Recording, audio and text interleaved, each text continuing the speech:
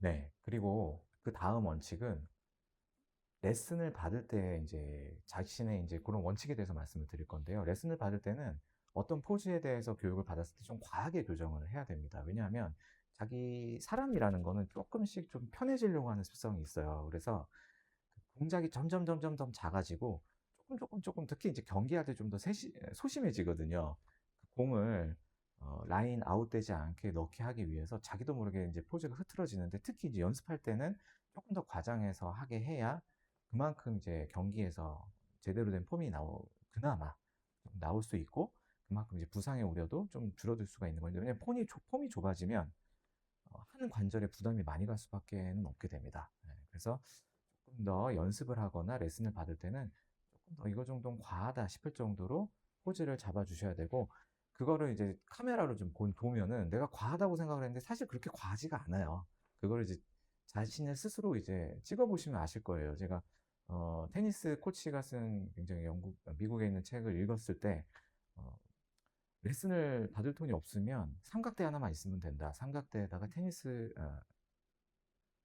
자신의 포즈를 찍을 카메라를 올려 놓고 자신의 모습을 자꾸 찍어서 봐라." 그렇게 그걸 강조한 분이 계셨고요. 심지어 돈이 없으면 이 책을 사서 읽고 있는 순간 그 책을 환불해서, 자기 책을 환불해서 "그 돈으로 삼각대를 사라." 뭐 이렇게 얘기를 하는 책도 있었습니다. 네. 그리고 이제 그다음 원칙은 코어 운동입니다. 인제 코어가 굉장히 중요합니다, 여러분. 어 이게 뭐 플랭크 이런 것도 많이 하잖아요. 근데 인제 어 뭐 테니스 좋아하시는 분들은 라파엘 나달 아실 거예요. 라파엘 나달이 이제 복사근 손상으로 굉장히 서브 힘이 좀 떨어져서 그때 굉장히 조기 탈락한 적이 있었죠, 토너먼트에서. 이 코어가 우리 몸의 팔이나 다리에서 힘을 내게 하는 중심 뿌리이기 때문에 코어가 튼튼해야 힘이 굉장히 쪼금 더 많이 나옵니다. 그리고 우리가 이게 테니스가 회전 운동이잖아요.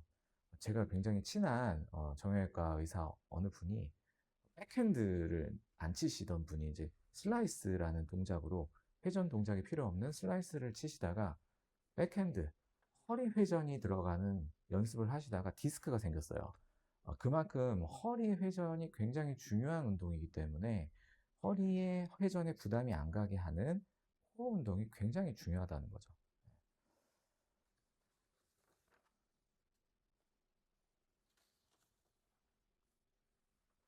네. 그리고 마지막으로는 관절 하나가 고장이 나면 그 관절에 너무 아프지 않아도 약간 불편해지기 시작하면 사람이라는 게 포즈가 이 관절에 아닌 다른 관절로 이게 좀 불편해지지 않도록 다른 관절을 좀 더 많이 쓰게 하기 시작합니다.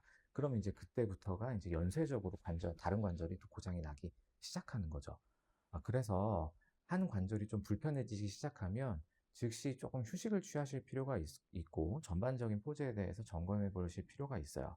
예를 들어서 정형외과 환자분들 중에 한쪽 발목이나 한쪽 무릎이 아파서 오시는 분들이 있는데, 특히 이제 다리 쪽으로 인해서요.